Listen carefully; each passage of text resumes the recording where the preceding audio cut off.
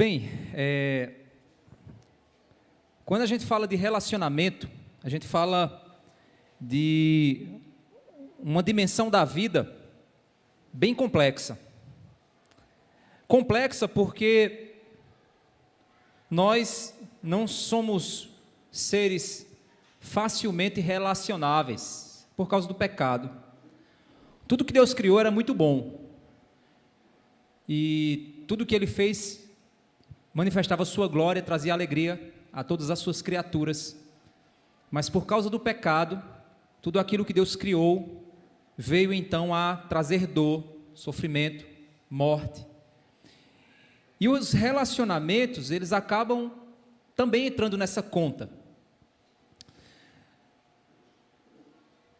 Recentemente eu vi um caso que eu achei interessante, uma loucura dessas que tem alcançado o mundo hoje, e eu fui olhar e vi que não era fake, era real.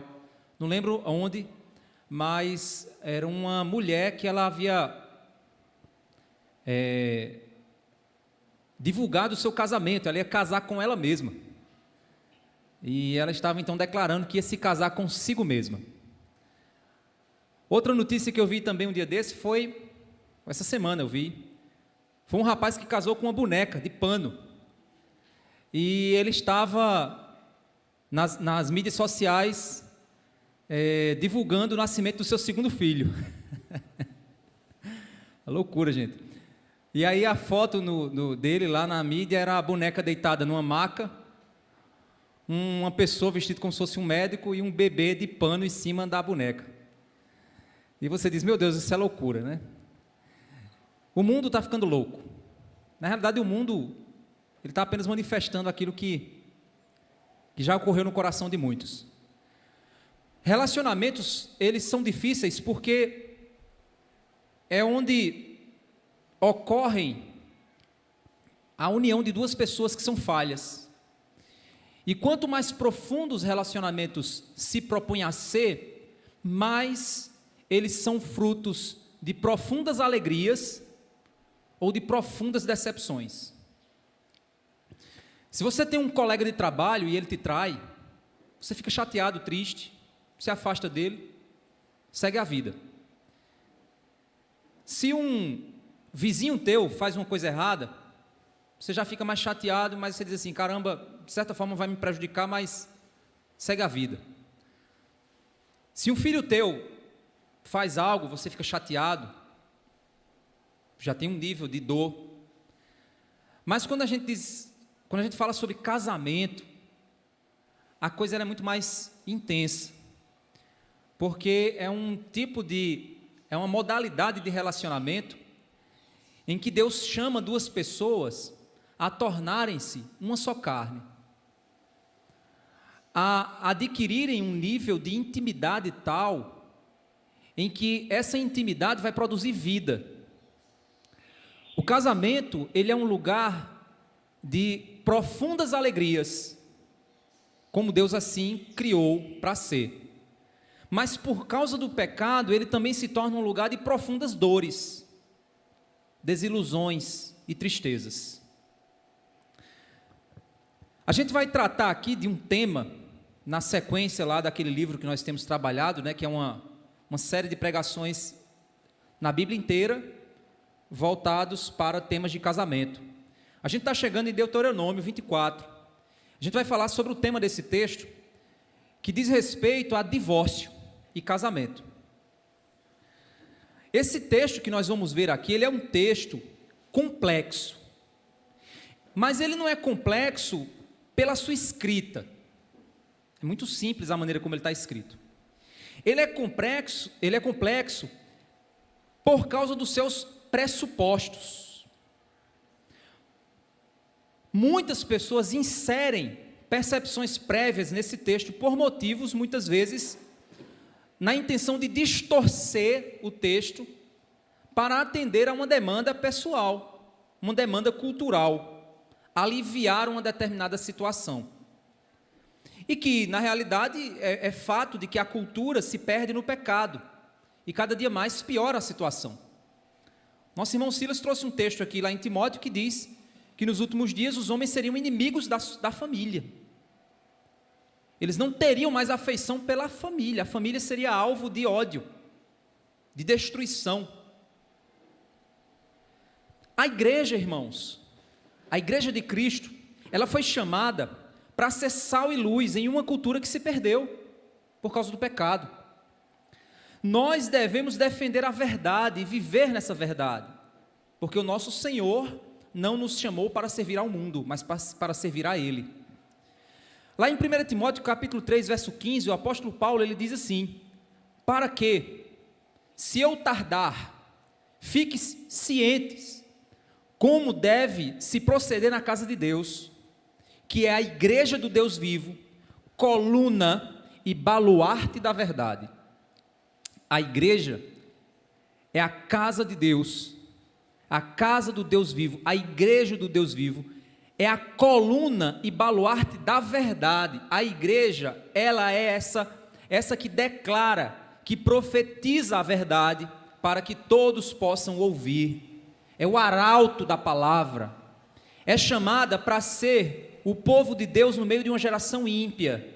E devemos então ter acesso à verdade da palavra de Deus, proclamar essa verdade, viver por meio dessa verdade, mesmo no meio de uma geração que não se submete à palavra e à verdade de Deus. Não temos que nos adequar ao mundo, não temos que agradar ao mundo, temos que declarar a verdade de Deus ao mundo e viver essa verdade. Esse problema do divórcio, ele não é novo, ele é antigo demais.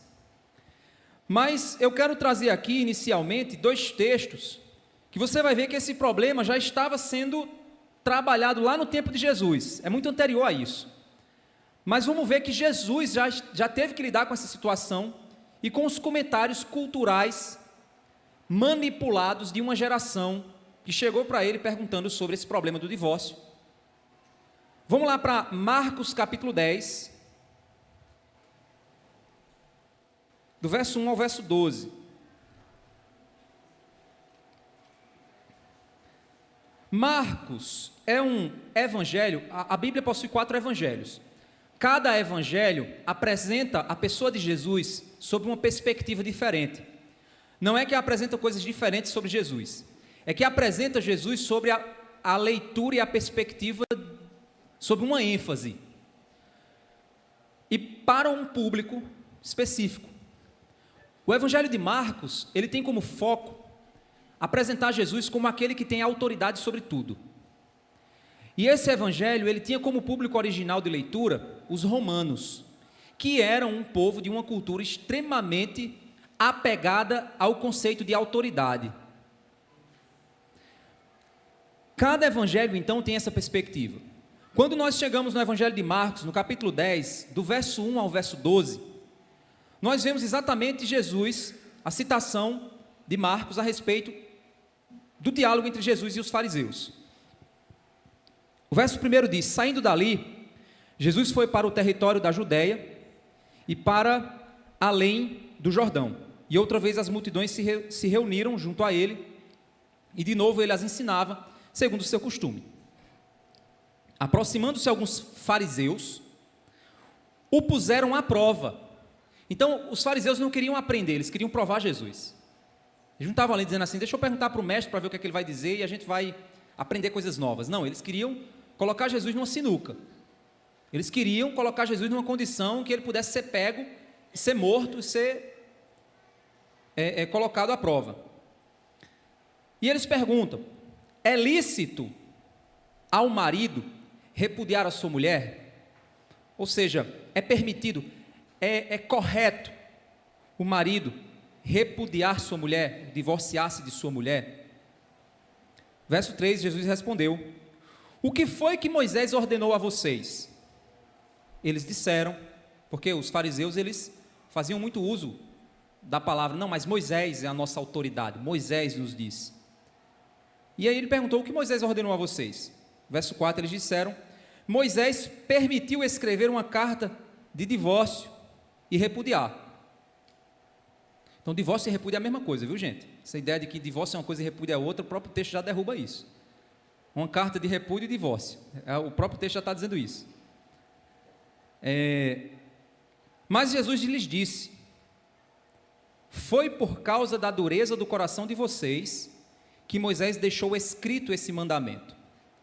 Ou seja, a razão para o divórcio é a dureza do coração. Isso está muito, muito claro no texto.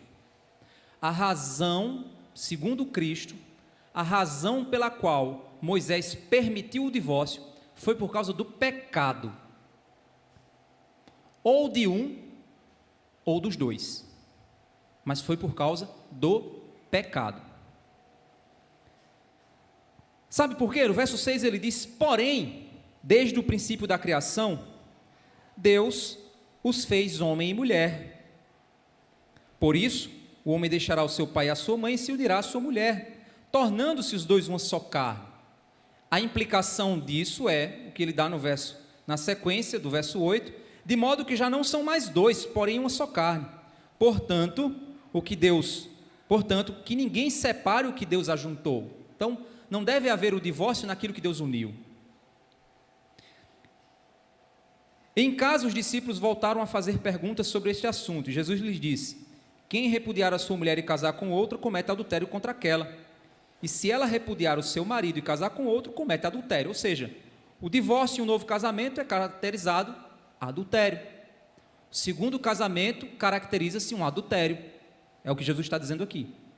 Por quê? Porque não há dissolução do casamento, segundo a perspectiva de que Deus uniu, o homem não separa. Então, o Deus que uniu não abre margem para que o homem tenha o poder de separar, pois o que Deus uniu, o homem não separa, a não ser que Deus separe.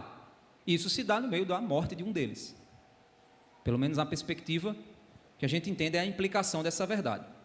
Existe um outro texto, que é o de Mateus 19.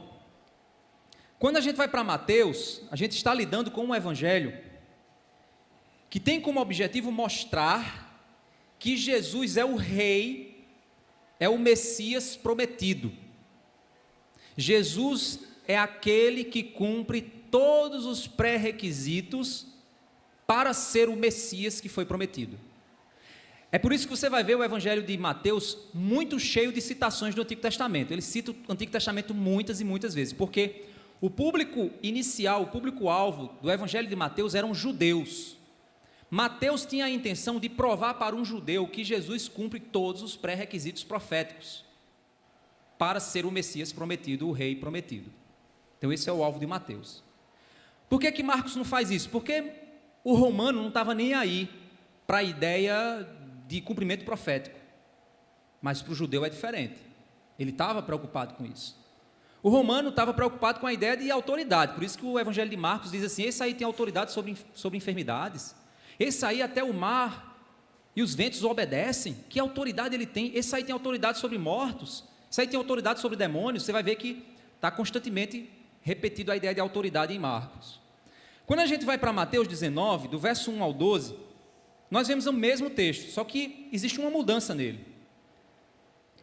A gente vai ver essa mudança agora. Capítulo 19, verso 1 diz: quando Jesus acabou de proferir estas palavras, deixou a Galileia e foi para o território da Judéia, além do Jordão. Mesma coisa de Marcos, né? Grandes multidões o seguiram e ele as curou ali.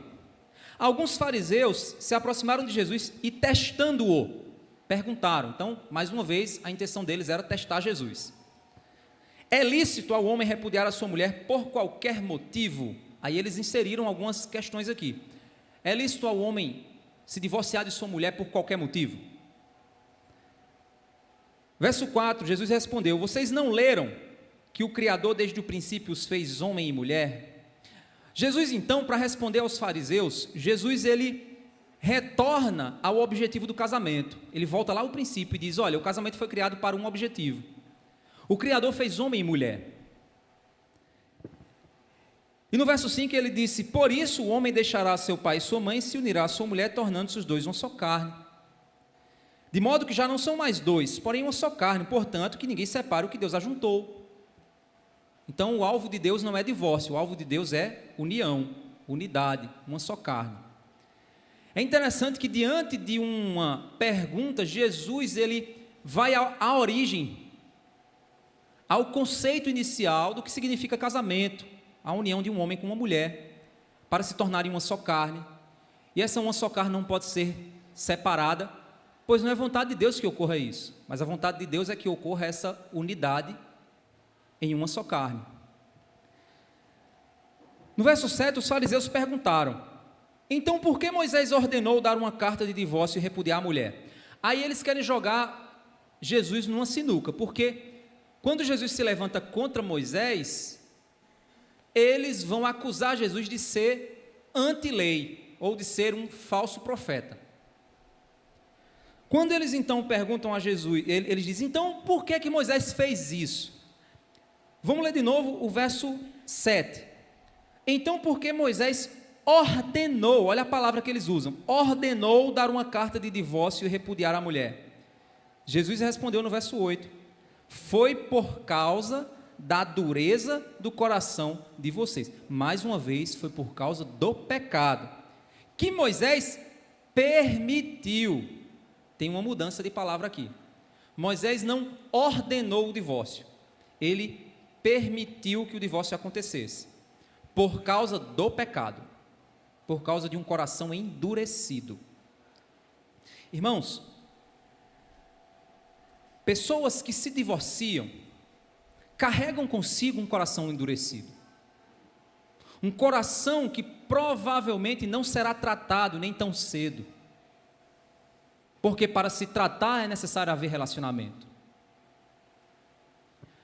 É impossível de ser tratado? Não, pode ser tratado, mas o divórcio normalmente é fruto de dureza do coração, de falta de perdão, de falta de misericórdia, de falta da busca de tratar o coração. É claro que existem outras razões para o divórcio que são mais complicadas, como a violência doméstica, uma razão para o divórcio para proteger o cônjuge que está sofrendo violência. Mas o fato aqui, a pergunta deles é lícito por qualquer motivo? Jesus disse: não, porque o alvo de Deus não é esse. Até quando ocorre um divórcio por causa de violência doméstica, esse divórcio continua sendo por causa de pecado, por causa do pecado do agressor. Continua sendo, o pecado continua sendo um problema, apesar da outra parte não ser culpada da violência, mas existe pecado destruindo aquela relação.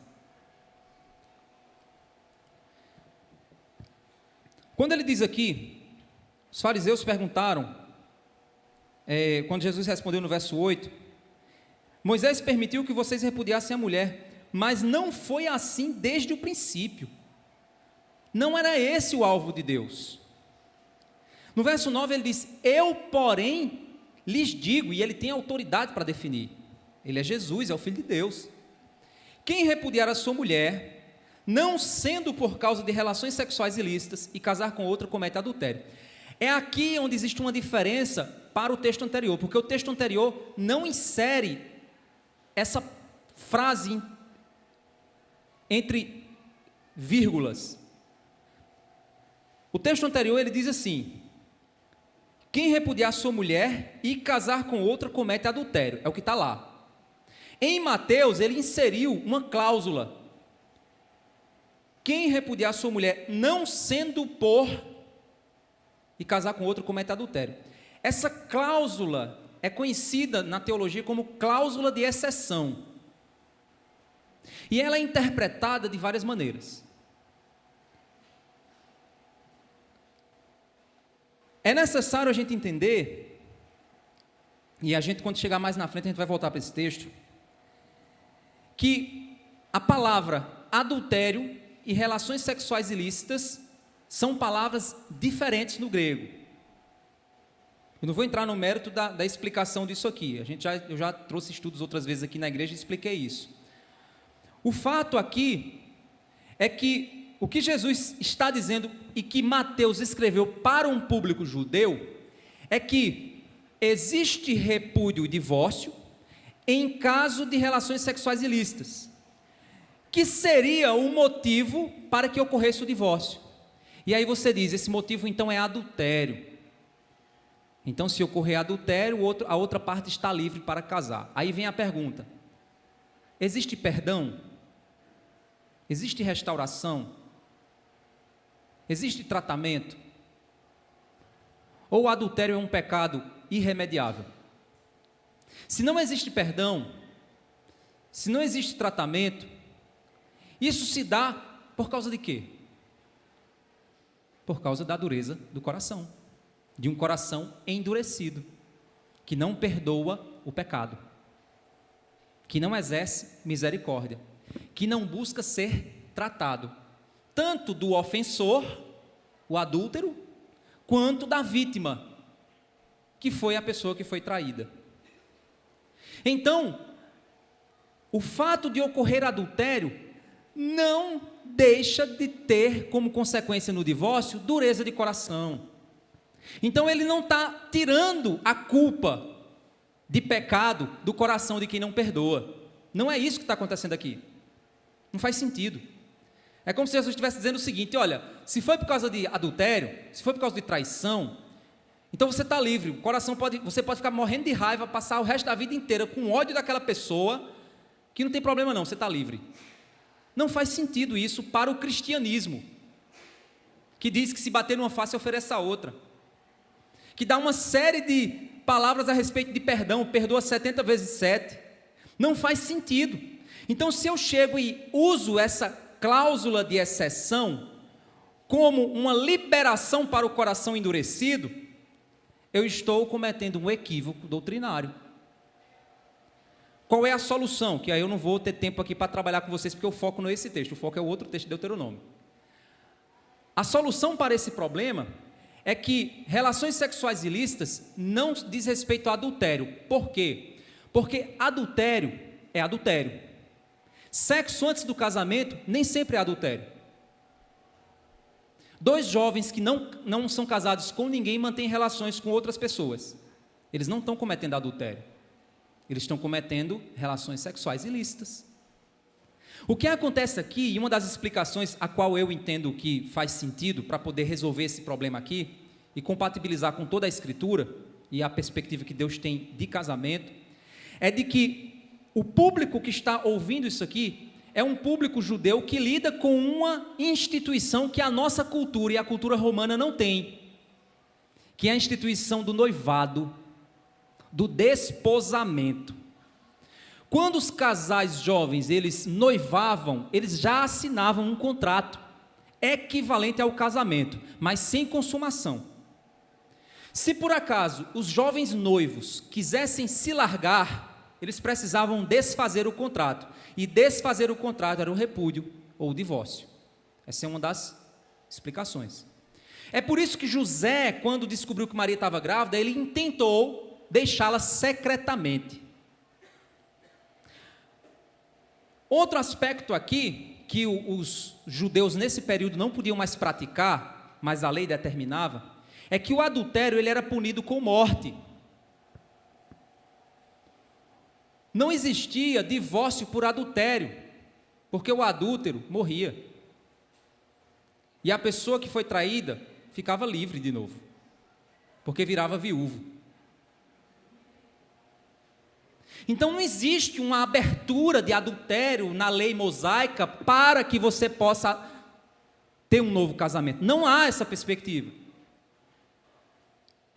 Mas há sim a descoberta de algo impróprio na minha noiva, que poderia me levar a dizer assim: eu vou desfazer ou no meu noivo, que me faria desfazer o meu contrato de noivado, e aí eu faria isso de modo a divorciar-se.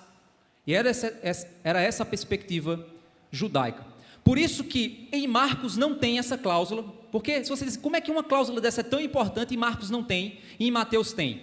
Exatamente por isso. Porque o público original de Mateus é um público judaico, que entendia que o casamento e a instituição dele já acontecia no noivado, mas era consumado só na noite de núpcias. E a partir daí, até o fim, até a morte. Certo? Então, Jesus nem está permitindo o coração duro, ele não está permitindo isso em caso de adultério, e também não é a conclusão da Confissão de Westminster, que diz que o adultério equivale o cônjuge à morte. Está errado isso. Onde existe isso no texto bíblico? Que o adultério equivale o traidor a estar morto. E é por isso eu sou um viúvo de traição. Não existe isso. Isso foi uma criação da cultura da época para tentar explicar isso aqui. O ponto não é esse ponto aqui. O ponto é, o que significa essa permissão que Moisés deu? Então a gente precisa entender o seguinte. Primeiro, os fariseus chegam até Jesus para testá-lo. Ao chegar até Jesus para testá-lo, eles dizem assim: é lícito deixar a mulher por qualquer motivo? Jesus disse: não. Sabe por quê? Porque Deus criou para que o casamento tornasse uma só carne. E o que Deus uniu não é para ser separado. Não é esse o propósito de Deus para o casamento. Aí os fariseus disseram: por que Moisés ordenou? Não, Moisés não ordenou, Moisés permitiu. Mas ele permitiu por causa do pecado de vocês. Então ele permitiu a chamada carta de divórcio. Ah, então se ele permitiu, eu posso casar de novo? Não, é carta de divórcio e não liberação para novo casamento. Você pode ler esse texto 20, 50, 30 vezes, em nenhum lugar aqui está dando margem para novo casamento. Nenhuma. O único texto que se aproxima de uma ordenança para novo casamento ocorre lá em Coríntios, quando o cônjuge fica viúvo e a viúva quer casar. E aí diz que case-se de novo, mas case no Senhor. Ou seja, case com um crente. Não entre em julgo desigual. Case com um crente. É isso que Paulo diz. Quer casar de novo? Case. Tem outro ponto em que Paulo, ele diz o seguinte: se o marido quer se divorciar da mulher porque está tendo problema demais, o pecado está atrapalhando demais, quer se divorciar, não consegue viver junto, se divorcie, mas não se case. Ou volte para o seu marido e para a sua esposa. Ou seja, Paulo está dizendo, se está dando confusão demais no casamento, então vai cada um para um lado, mas não pode casar de novo não, não vem com essa bagunça, não, mas é porque deu incompatibilidade, não tem mais química. Paulo diz, não, se está dando bronca demais, se separa, porque o pecado está devorando o relacionamento de vocês, mas não case de novo não. Ou então se reconcilie e volte, e resolva os seus problemas, resolva suas broncas. Então nós não encontramos em nenhum lugar das Escrituras a defesa o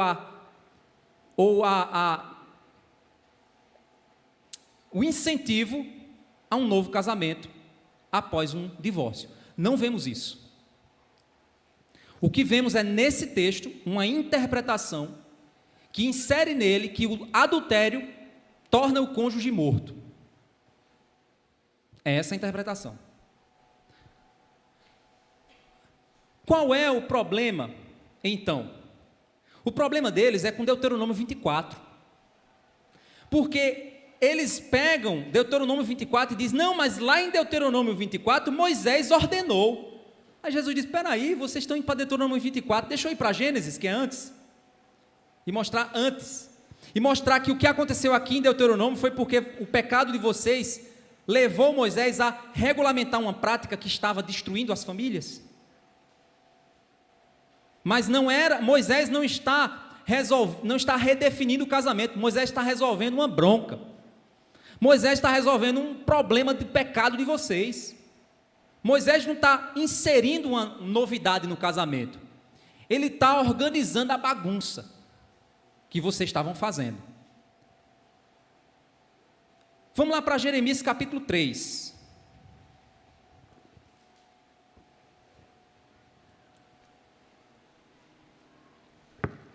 Jeremias capítulo 3, o que nós vemos, no verso 1, é o profeta Jeremias usando a figura do casamento para falar do amor de Deus pelo povo. Cada instituição criada por Deus possui um objetivo, e o objetivo do casamento é revelar o amor de Deus. É por isso que lá em Efésios 5 diz, marido, amai vossas mulheres como Cristo amou a igreja. Esse é o alvo. Jeremias capítulo 3, verso 1, ele diz assim, se um homem repudiar a sua mulher, e ela o deixar e se tornar esposa de outro homem, Será que o primeiro marido poderá voltar para ela? Não seria aquela terra totalmente contaminada por causa disso? Olha só que interessante, Jeremias está dizendo o seguinte: se uma mulher larga o marido repudia a mulher, ela casa com outro, aí agora ela quer voltar para o marido anterior. Jeremias está dizendo que a terra seria contaminada por isso. E aí você diz, por que a terra seria contaminada? Ela não vai poder mais plantar nada nela? Isso aqui é uma figura de linguagem que significa dizer o seguinte: a cultura está se perdendo. Aquele povo está plantando pecado, contaminando o futuro. E aí ele diz, se ele fizer isso, eles estão contaminando o futuro.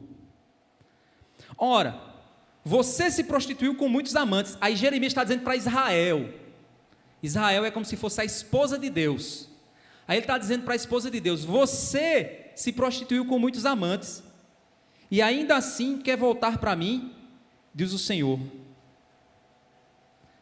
Levante os olhos a lugares altos e veja, onde você não se prostituiu. Na beira dos caminhos você se assentava à espera deles, como o árabe se assenta no deserto, e assim você contaminou a terra com sua prostituição e com sua maldade. Não é fato que agora mesmo, verso 3, é por isso que não tem chovido, e a chuva fora da época não veio, mas você tem a fronte de prostituta, e não quer se envergonhar.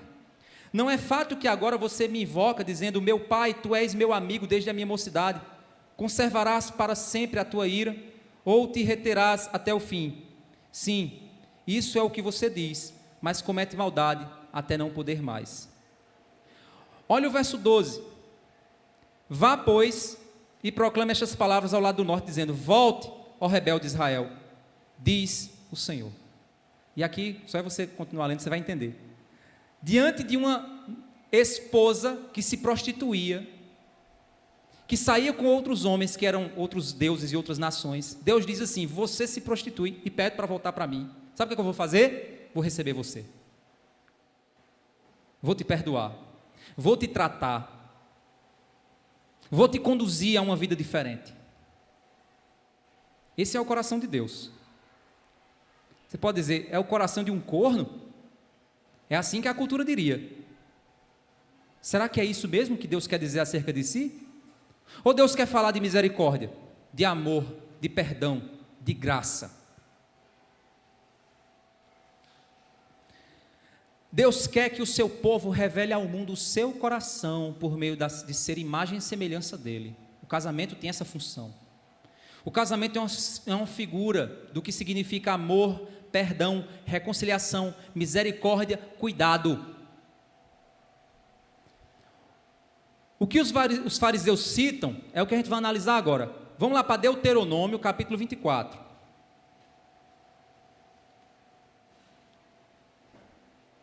Tente se manter acordado. Hoje vai ser bem assim, a gente vai refletir, vamos forçar nossos neurônios, nosso tic-tac vai ser forçado. Vamos lá. Deuteronômio capítulo 24, do 1 ao 5, diz assim. Deuteronômio 24, do 1 ao 5, diz assim. Se um homem tomar uma mulher e se casar com ela, e se ela não for agradável aos seus olhos, por ter ele achado coisa indecente nela, e se ele escrever uma carta de divórcio e a entregar à mulher e a mandar embora, e se ela saindo da casa dele for e se casar com outro homem, e se este passar a odiá-la e escrever uma carta de divórcio e entregá-la à mulher, ou seja, a mulher já está sendo enviada embora do segundo casamento já dela, e a mandar embora de sua casa, ou se este último homem que a tomou para si por mulher vier a morrer, ou seja, ela ficou viúva do segundo casamento, então o primeiro marido dessa mulher que a mandou embora não poderá casar-se de novo com ela. Mas ela não ficou viúva? Não, não pode. Pode voltar para o primeiro. Ele tinha mandado ela embora. Depois que foi contaminada, pois é abominação diante do Senhor. Assim vocês não farão pecar a terra que o Senhor, seu Deus, lhe dá por herança. Gente, as pessoas acham que a Bíblia é um livro machista. Não. A Bíblia, quando normalmente a Bíblia fala do homem e meio que põe a mulher numa posição passiva, como aqui, o homem numa posição ativa e a mulher numa posição passiva, ou então, por exemplo, portanto, o homem deixará pai e mãe e se unirá à sua mulher. Ah, a Bíblia é machista? Não. A Bíblia é um livro de responsabilização masculina, em caso de casamento e família. É um livro de responsabilização. Portanto, o homem deixará pai e mãe. Meninas que estão aqui namorando, que querem casar. Se o camarada não tem coragem de largar a saia da mãe e a carteira do pai para arrumar um trabalho, não vai. É cilada. Corre. Vai embora. Porque se você der continuidade a isso, você vai criar um menino. Você vai terminar de criar o que a mãe não criou. Você vai terminar de criar o boyzinho. Você vai ser a esposa, a mãe, a mulher dele. Ele vai viver o sonho do adolescente. Sabe qual é o sonho do adolescente? Comida, roupa, casa, proteção e sexo. Ele vai ser o adolescente, ele vai ser o seu adolescente. Só funciona se o cara for homem, macho, e disser assim: eu vou lhe sustentar, vou deixar meu pai e minha mãe, vou me unir com você e vamos ser uma só carne. Porque é um livro de responsabilização masculina. Não significa dizer que a mulher pode ficar com o pai e com a mãe dela. Não, é claro que ela vai deixar também pai e mãe, gente. Igual uma vez eu vi uma foto da mulher ajoelhada, abrindo com um buquê de flores, o cara com um buquê de flores, o cara em pé com um buquê de flores, e a mulher ajoelhada na frente dele com um anel e ele chorando. O mundo quer quebrar paradigmas, mas isso é feio demais. Muito feio. Vai dar problema depois. Ah, é a barata, mulher, é a barata, pronto. Sei que tem homem que tem nojo de barata, né? Se você tem, tudo bem. Mas é necessário a gente entender que existe uma figura masculina e ela deve ser responsabilizada. Porque o problema do mundo hoje é a irresponsabilidade dos homens. Você diz: eita, pastor, mas e as mulheres? Não, são os homens. Eles estão se acovardando, eles estão calando suas bocas, eles estão deixando para não parecer que não é, vão dizer que eu sou machista. Estoura uma guerra no Brasil, meu querido. Quero ver uma feminista do sovaco cabeludo querer ir para uma guerra. Não vai. Para levar tiro, mãozada, porrada, pancada, vai ser os homens que vão lá. Tem a fiação da Chesf aqui, 180 mil volts, aqui na frente da gente. Se um fio desse romper, não vai ter uma mulher subindo ali para ajeitar. Tem uma mulher subindo ali para ajeitar. Por quê? Porque vocês sabiam que o maior número de mortes em trabalhos perigosos são de homens? Por quê? Porque trabalhos perigosos os homens estão fazendo. É porque as mulheres são covardes? Não, é uma questão natural. Chega para um menino e pergunta o que é que ele quer ser quando crescer. Ele quer ser policial, ele quer ser bombeiro, ele quer ser... Pergunta para o menino o que ela quer ser médica, ela quer ser profissões de cuidado, ele profissões de aventura. É natural, não é que uma coisa, a menina não pode ser policial e o menino não possa ser professor, não tem nada a ver com isso, mas existe uma tendência da natureza, uma tendência biológica, do uso da força, do avanço, da iniciativa, que tem que estar nos homens. Então a Bíblia não é um livro machista, a Bíblia é um livro de responsabilização masculina. Então, meu velho, assume, seja homem, não é mandão não, isso também não é ser homem, mas é ser o cuidador, provedor, líder da sua casa, junto com sua esposa. Outro ponto para a gente entender esse texto é que a gente precisa saber a diferença entre dois tipos de lei. Quem é da área do direito talvez já ouviu isso. São leis casuísticas e leis apodíticas. O que é uma lei casuística? É uma lei que ela estabelece-se a partir de causas. Leis apodísticas são leis que elas estabelecem o que tem que ser. Por exemplo, Não matarás. Ponto. Lei apodítica. Se por acaso tal coisa acontecer, então deve ser assim, lei casuística. A característica da lei casuística é que ela funciona no seguinte formato. São palavras estranhas, mas vamos lá. Os intérpretes aí, Deus abençoe vocês. Se X acontecer, então Y deve ser prescrito. Se X não acontecer, Y não precisa acontecer. Certo? A frase se estrutura da seguinte forma: se X acontecer, essa estrutura de X chama-se de prótase. Se a estrutura da prótase acontecer, a apódose deve acontecer, deve ser aplicada. Repitam comigo, não. Entendeu? Vamos agora analisar o texto. Ó, se, 24 verso 1, um homem tomar uma mulher e se casar com ela, se ele tomou, mas não casou, está errado. Mas se ele tomou, e se ele casou, verdade para um, verdade para outro, ok. E se ela não lhe for agradável aos olhos, ou seja, outra condição. Mas e se ela for agradável aos olhos? E aí vem a grande questão, o que é ser agradável aos olhos? Então, o cara não pode casar com mulher feia? Ninguém vai querer casar com mulher feia. Vou perguntar aos maridos. Levanta a mão aí quem casou com mulher feia. Eles não vão levantar nem a pau, né?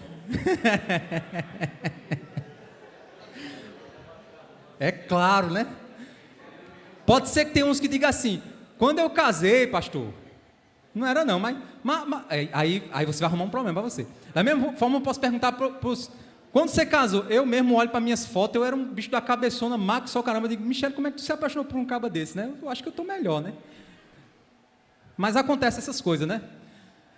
Gente, o fato aqui é que esse, se não for agradável, é o que da questão? O que é não ser agradável? Aí os fariseus interpretaram de duas formas diferentes. Eles disseram que não ser agradável significa dizer que ele descobriu algum passado sombrio dela e mandou ela embora. Ou então, se significa dizer que ela queimou o arroz. Tinham duas escolas. Tinha uma escola que dizia o seguinte: o desagradar o homem é adulterar. Isso era uma das escolas, era a escola mais legalista. A outra escola dizia o seguinte: qualquer coisa que o cara não gostar. Gente, isso estava gerando uma confusão, porque o que é que estava acontecendo? Os caras, aquela mulher que estava para ser apedrejada, a mulher adúltera para ser apedrejada, vocês sabiam que no apedrejamento, o casal era para ser apedrejado, o casal de adultério, né? Por exemplo, a mulher traiu o marido com um homem, era para ser apedrejado ela e o homem. Se ocorreu o adultério, é para ver prova, e a prova requer o outro do adultério, e os dois eram para ser apedrejados. Mas naquele caso ali, era só a mulher que ia ser apedrejada. Por quê? Por causa do macho nojento que estava ali. Provavelmente, aqueles caras ali, alguns deles devem ter dormido com aquela mulher e queria calar a boquinha dela. Provavelmente. Jesus não está defendendo adultério, ele está dizendo o seguinte: a medida de vocês é desigual.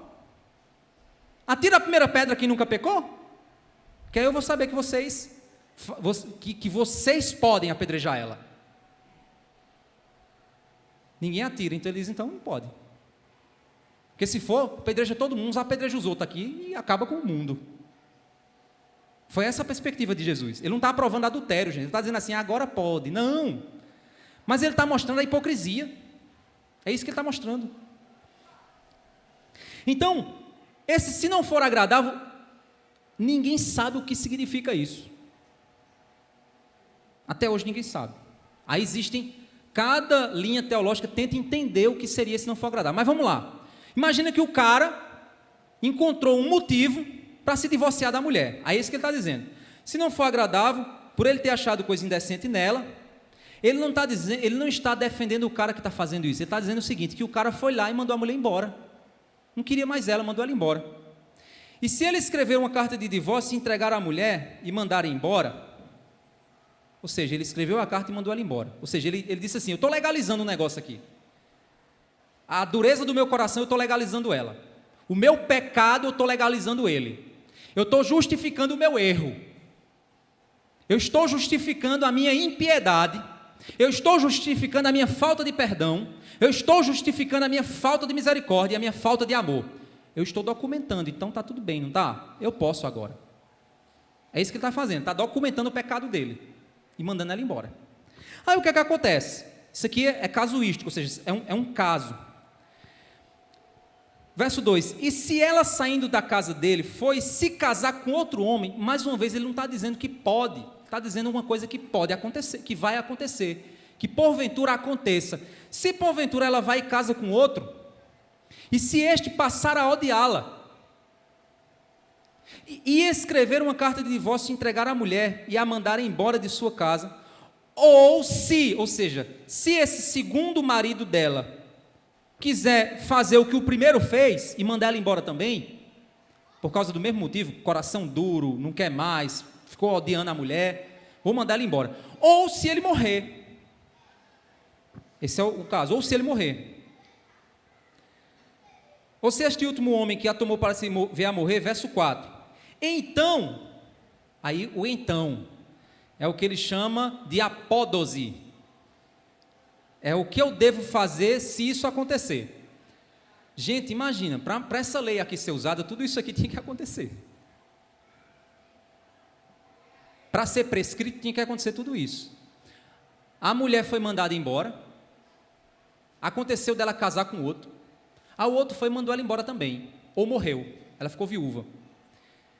O primeiro marido dessa mulher que a mandou embora não pode casar com ela de novo. Então, olha só, o que ele está dizendo é o seguinte, o cara que mandou ela embora no começo, pode chegar na cabeça dele e dizer assim, eita, eu me arrependo, ela era uma mulher tão boa, eita rapaz, mandei a bichinha embora, eu quero ela de volta, estou com saudade. Aí o texto diz, não pode mais. Quem mandou você mandar ela embora? Quem mandou você desprezar ela? Você está pensando que ela é objeto? Você está pensando que pode ficar emprestando mulher e pegando de volta? Você acha que casamento é o quê? Então, meu camarada, não, você não pode casar de novo. Você não pode chamar ela de volta. Você vai ter que deixar ela no estado que está. Porque o cara podia chegar e dizer o seguinte, eu sou esposo dela. Rasga aqui o divórcio, sou esposo dela, volta mulher, porque você é obrigada a voltar. Moisés está dizendo, não, ela não é obrigada, porque você já dispensou ela, então faz o seguinte, essa cláusula protege ela, de virar um objeto na mão do cara. Essa lei está protegendo, está limpando essa bagunça, de troca de casais, de banalização do casamento, banalização do divórcio. E aí ele diz, não poderá casar-se de novo com ela depois que foi contaminada, pois é abominação diante do Senhor. Assim vocês não farão pecar a terra que o Senhor, seu Deus, lhe dá por herança. A gente entendeu aqui que a Bíblia não é um livro machista, mas é um livro de responsabilização masculina, nesses aspectos de relacionamento. O foco aqui não é a mulher que está sendo mandada embora, o foco aqui é a safadeza do cara. Está entendendo? O foco aqui é a maldade dele. Mandou ela embora, porque achou que não era legal. Depois diz assim, não, volta, que agora eu gostei de você de novo. Espera aí, cara. Você está pensando que é brinquedo? Porque na hora que ele largou ela, em uma cultura como aquela, ela saía envergonhada. E muitas delas entravam na prostituição para tentar sobreviver. Infelizmente é a realidade desse mundo quebrado, naquela concepção. Então o que Moisés está dizendo é o seguinte, no frigir dos ovos, o que Moisés está dizendo é o seguinte, não largue, porque se largar não pode voltar.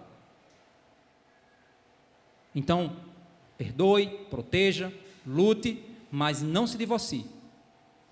Porque na hora que ocorria o divórcio, o que é que aquela mulher ia fazer? Ela ia buscar proteção. Aí vinha um outro camarada e dizia assim: não, eu recebo você. Aí esse outro cara dizia: eu já não quero mais não, vou mandar ele embora. Aí ela entrava de novo no conflito. Aí o anterior dizia: não, então deixa eu receber ela de volta. Peraí, não é assim não. Vocês estão fazendo o que com o casamento? Então, quando Moisés estabeleceu a carta de divórcio de Deuteronômio 24, Moisés estava estabelecendo, estava organizando a bagunça que eles estavam cometendo por meio do divórcio. Quando você volta lá para Jesus, aí quando Jesus diz: gente, não é a intenção de Deus, isso acontece por causa do coração duro de vocês, do pecado de vocês, não é o alvo do Senhor. Quando a gente olha para o livro de Oséias, ele é um profeta que ele assume um papel de figura de Deus, figura divina. Ele casa com uma prostituta, Deus manda a ele que ele case com uma prostituta. Ele diz: olha, Israel está se prostituindo com outros deuses, e eu quero que você dê uma lição em Israel, você vai casar com uma mulher prostituta. Aí Oséias: está certo, eu vou casar. Mas Deus manda que Oséias não rejeite ela, mas que Oséias lute por ela, e continue perdoando ela, e continue lutando para resgatar ela, porque Oséias então vai representar o coração de Deus. Essa é a figura da liderança dos homens em seus lares. Essa é a figura. Aí você diz: caramba, pastor, isso é difícil demais. Se a minha mulher for difícil, você vai lidar com ela. Ah, mas e se for o inverso? O princípio é o mesmo, do inverso: perdão, misericórdia. O fato é que Deus está trazendo a ideia do perdão, a ideia da aliança, a ideia da fidelidade, a ideia da misericórdia, para dentro da figura do casamento.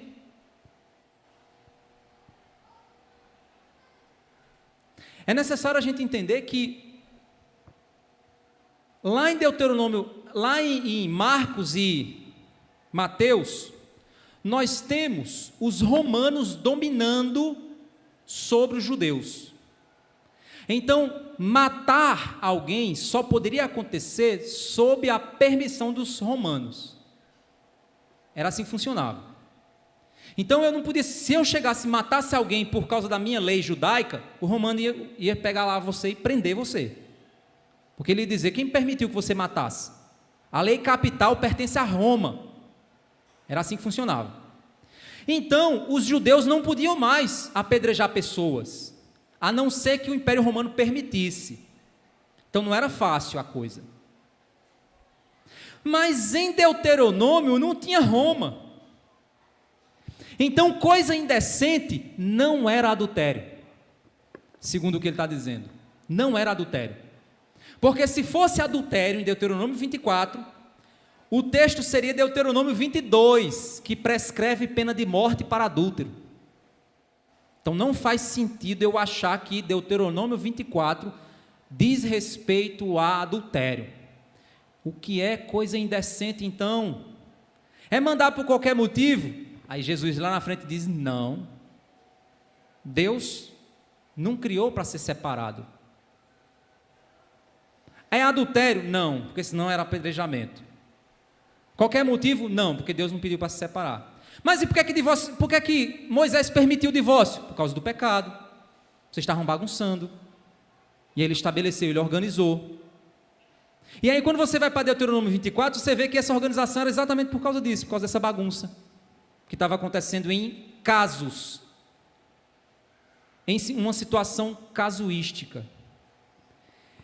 Existe diferença entre divórcio e repúdio? É outro ponto. Não existe essa diferença na Bíblia.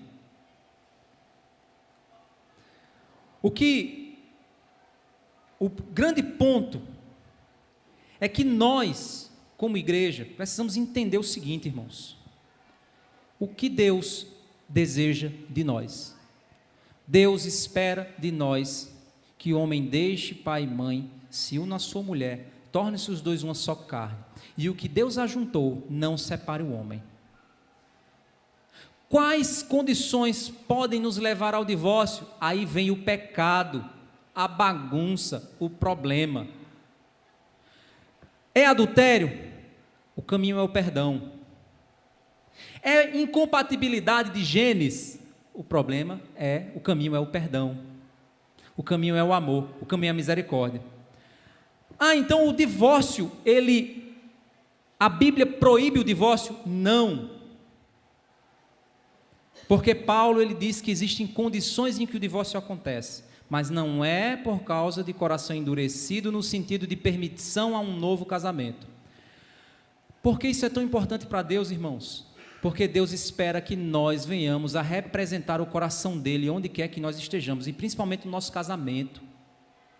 Que a gente venha a ensinar às gerações futuras o que significa casamento. Que compromisso é esse? Hoje eu comecei um curso de noivos com outro casal que vai casar. E eu disse a eles: vocês entendem o que vocês estão fazendo? Entende. Disse: olha, vocês estão cheios de hormônio no juízo. Depois que esses hormônios passar, vocês precisam entender que vocês vão lidar com a realidade. E a realidade é que ela não é tão cheirosinha e ele não é tão romântico quanto você imagina. A realidade é que ele é cheio de defeitos, e os defeitos que hoje você ignora, lá para frente vão se tornar piores. Vocês vão precisar exercitar perdão, amor, misericórdia, serviço. Então vocês precisam entender a seriedade da instituição na qual vocês estão diante de Deus, dizendo que vão entrar. E se por acaso ocorrerem problemas, resolvam, tratem, perdoem-se, lutem pela aliança, pois não é vontade de Deus a dissolução do casamento. Meus irmãos, nós precisamos entender que divórcio é a morte de uma família. Quando alguém morre, você pode até passar pelo luto, mas você nunca vai conseguir substituir aquela pessoa que morreu. Você vai ter que aprender a conviver com a ausência dela. Você vai ter que aprender a dar continuidade na ausência daquele que morreu. O casamento é do mesmo jeito. O mundo diz que divórcio é solução, que está tudo bem, agora é vida nova. Não é. Os anos juntos.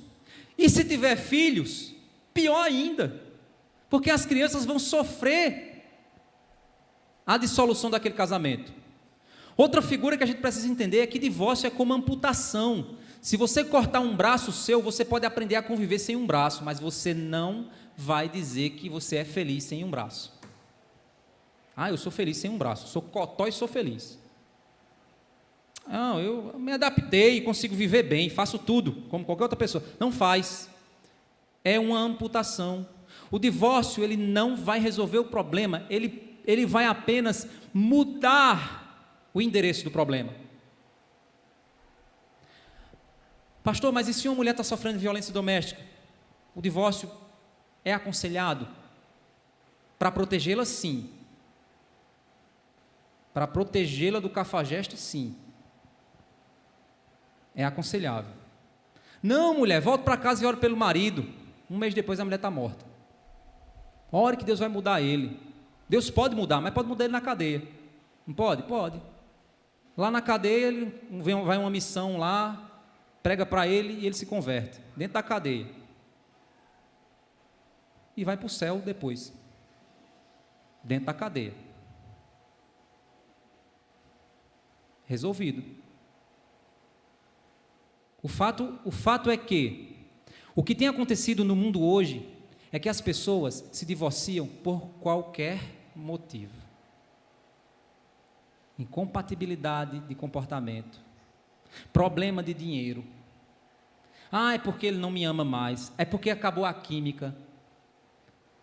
Não existe mais o conceito de aliança, na qual dois pecadores, ao conviver juntos, vão gerar problemas, mas a misericórdia deve ser manifestada, o amor deve ser manifestado, o perdão deve ser manifestado, e Deus é glorificado em todas essas coisas, e os nossos filhos enxergam nesse relacionamento, maturidade, firmeza, e eles crescem em meio a essas circunstâncias, de um casal que se ama e que cumprem a aliança que Deus chamou a gente para fazer, para cumprir, a aliança do casamento.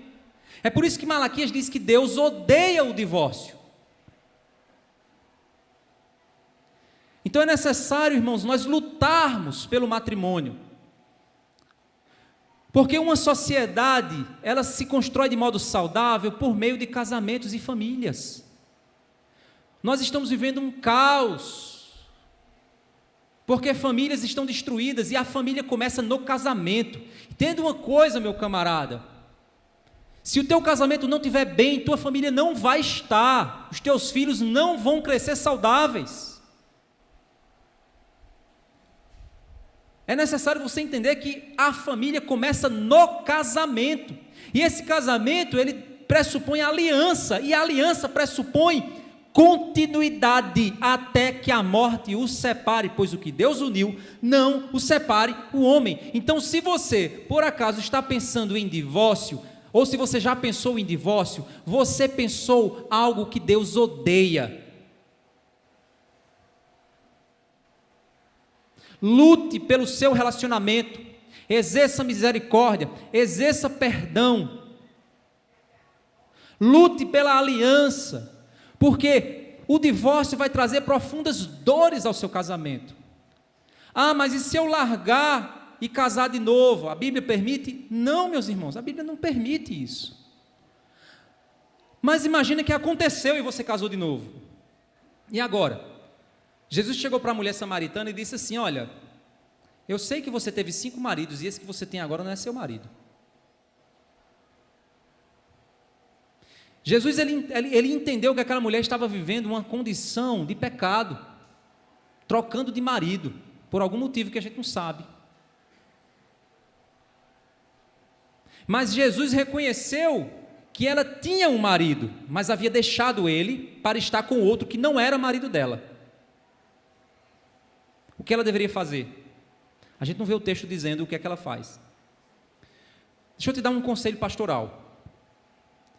Se você, por acaso, por causa do pecado, a história da sua vida foi uma história que se bagunçou, se desestruturou, coração endurecido, o pecado te dominou, e no meio dessa bagunça toda, você acabou construindo uma família, e a tua família anterior, o teu casamento anterior foi desprezado, arrependa-se e lute pelo seu casamento. Ah, pastor, eu tenho que largar agora e voltar. Gente, o remendo vai ser pior. Trate o seu coração, porque o seu problema não é relacionamento com pessoas, o seu problema é relacionamento com Deus. Nós já recebemos pessoas aqui que se divorciaram e casaram novamente, a gente já recebeu aqui na igreja, mas para receber, cheguei para essas pessoas e disse assim: vamos tratar o coração, o que foi que levou ao divórcio, o que é que aconteceu, por que que o novo casamento para você parece que foi a solução, o que estava no seu coração. Sabe por quê, gente? Pesquisas apontam que as pessoas que casam uma segunda vez, a probabilidade é 4 vezes mais de elas se divorciarem de novo. E quanto mais você se divorcia e casa, a probabilidade é ainda maior de um novo divórcio. Então, quem se divorciou uma vez, Satanás trabalha para que ocorra a segunda, terceira, quarta, quinta, sexta e por aí vai.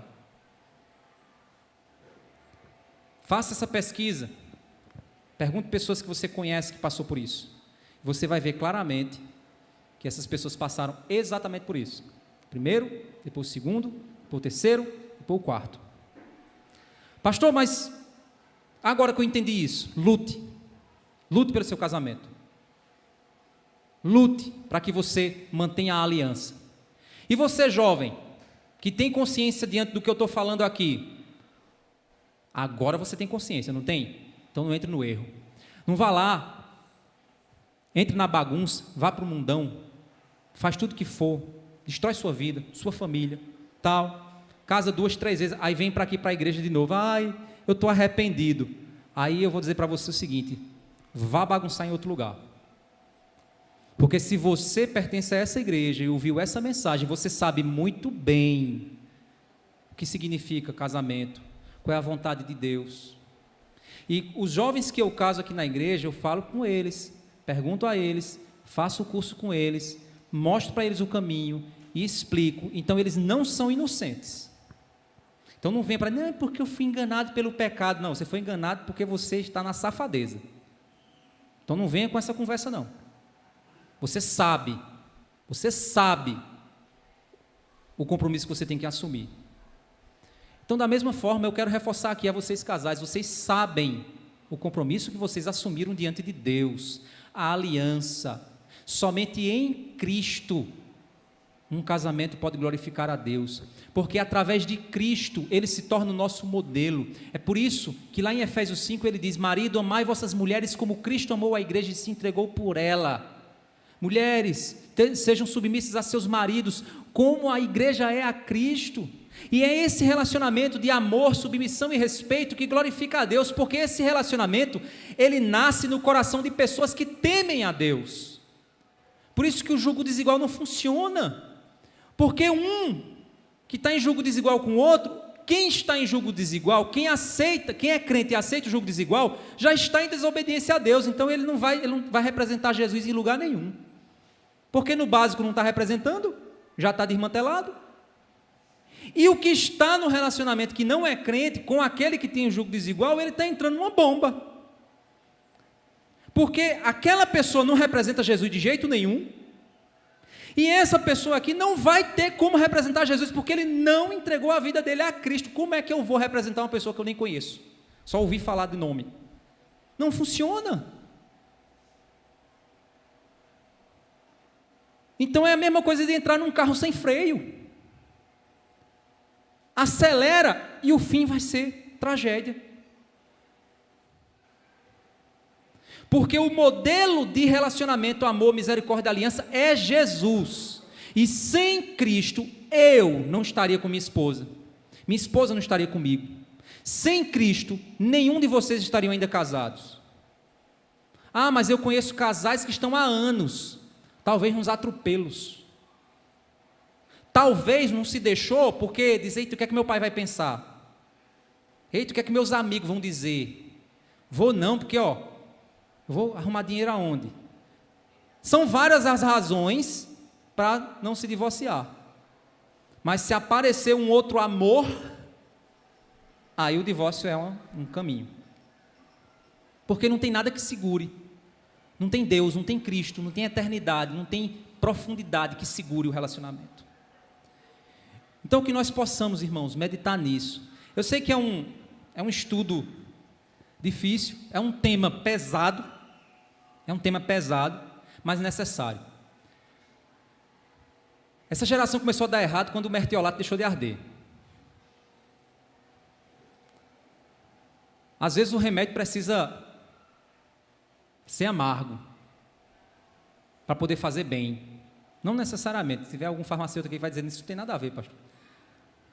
Mas às vezes o remédio ele é amargo mesmo, mas ele vai fazer bem. A verdade ela dói, mas ela liberta.